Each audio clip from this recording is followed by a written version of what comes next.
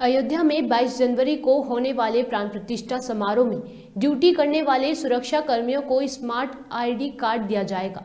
इस कार्ड को प्रत्येक सुरक्षा कर्मी के लिए विशेष रूप से डिजाइन किया गया है, जिसमें सिक्योर डायनामिक क्यूआर कोड का प्रयोग किया गया है। इस कोड को स्कैन करने पर प्रत्येक सुरक्षा कर्मी को उसके ड्यूटी के बिंदु के बारे में विस्तृत जानकारी मिल सकेगी। साथ ही उसके अन्य सहयोगियों, ड्यूटी के ब्रीफिंग तथा उनके रुकने के स्थान के विषय में भी जानकारी मिलेगी। अभेद्य हुई अयोध्या, 7 लेयर सुरक्षा।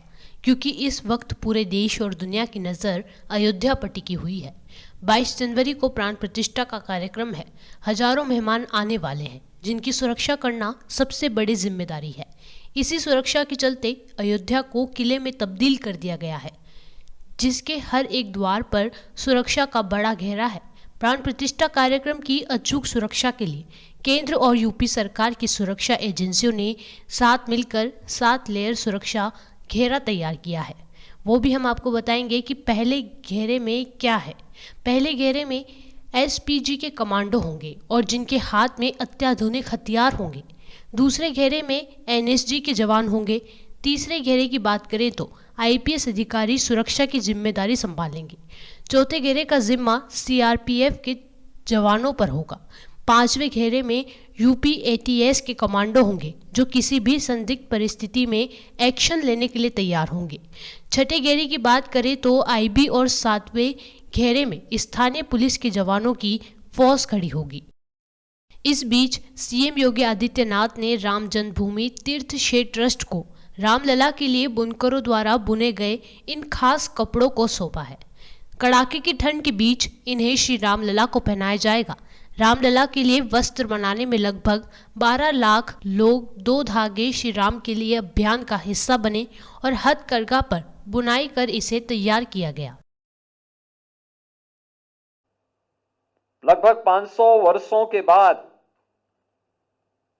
अपनी जन्मभूमि में राम तो परमपिता परमेश्वर है, लेकिन लोक आस्था और जन विश्वास की पुनर्प्राण प्रतिष्ठा का ये जो कार्यक्रम हो रहा है, इस कार्यक्रम के बहाने प्रभु का एक मूर्त रूप फिर से वहां पर रामलला के रूप में राम जन्मभूमि में राम भक्तों को दुनिया की दबी कुचली सभ्यता और संस्कृति को प्राप्त होगा। और इस देश से 2 धागे श्री राम के नाम, इस भाव के साथ अनघा जी ने जो ये प्रयास किया है, उन्होंने बोला ना कि वस्त्र तब बनता है जब ताना और बाना के बीच में, ओत और प्रोत के बीच में समन्वय होता है। और ये समन्वय भी है। राम भक्ति का ताना है तो हैंडलूम का बाना भी है। राम भक्ति का ये ताना हैंडलूम यानी हस्तशिल्प परंपरा को एक नई ऊर्जा प्रदान करने वाला है। राम के नाम पर 2 धागे से राम के नाम, आज यहां पे जो वस्त्र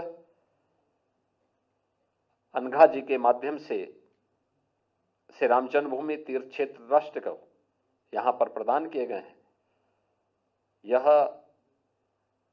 निश्चित ही हैंडलूम संस्कृति को एक नई दिशा देगा और लोगों के मन में एक नया भाव अवश्य आएगा। आज के इस अवसर पर मैं एक बार फिर से अनघा जी को, उनकी पूरी टीम को हृदय से धन्यवाद देता हूं।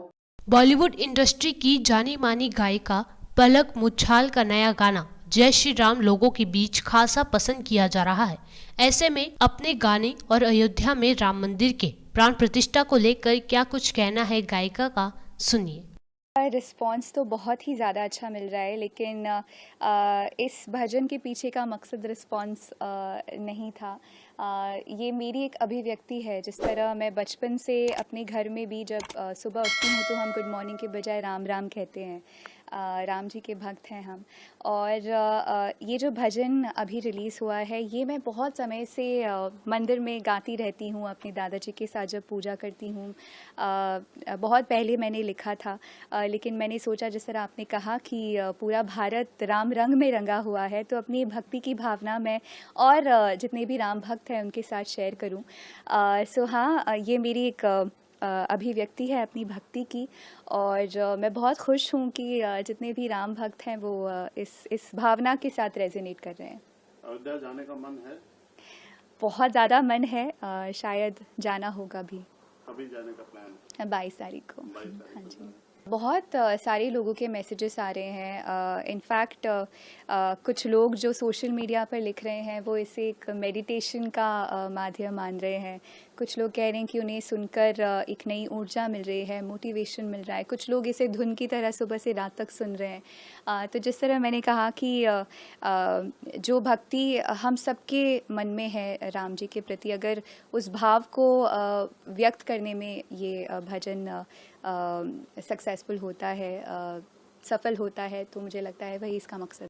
अयोध्या को अंतर्राष्ट्रीय धार्मिक स्थल के रूप में विकसित किया जा रहा है। अयोध्या को सजाने और सुगंधित वातावरण देने के लिए सरकार की ओर से नगरी के अलग अलग स्थानों पर त्रेता युग की तर्ज पर पार्क बनाए जा रहे हैं। रामचरितमानस या महर्षि वाल्मीकि की लिखी रामायण अगर पढ़ेंगे तो सब जगह पार्क का उपवन, जिसे पार्क का जो हिंदी है उपवन है, और ये उपवन की परंपरा प्राचीन सतयुग से ही रही है। और आज अयोध्या में हरित क्रांति के लिए हमारे माननीय प्रधानमंत्री जी, माननीय मुख्यमंत्री जी बहुत लगातार सोलर सिटी विकसित हो रहा है और जगह जगह यहाँ पे पार्क लग रहे हैं। इस पार्क की विशेषता ये है कि यहाँ जो हमारी सरकार है उन्होंने नए नए तो पुष्प को लगाया ही है और अच्छे अच्छे प्राचीन वृक्षों की भी यहाँ पे प्राथमिकता दी जा रही है, जिसमें कि एक महाराष्ट्र से सामने जो एक अजान वृक्ष जिसे गोरक्षबल्ली के नाम से या सिद्धवट के नाम से जानते हैं, महाराष्ट्र के पुणे से लाया गया है। और बड़े मतलब ज्ञानेश्वर एक सिद्ध संत हुए जिनकी छड़ी से वो प्रकट हुआ है, जिसके नीचे तपस्या करने से व्यक्ति सिद्ध हो जाता है।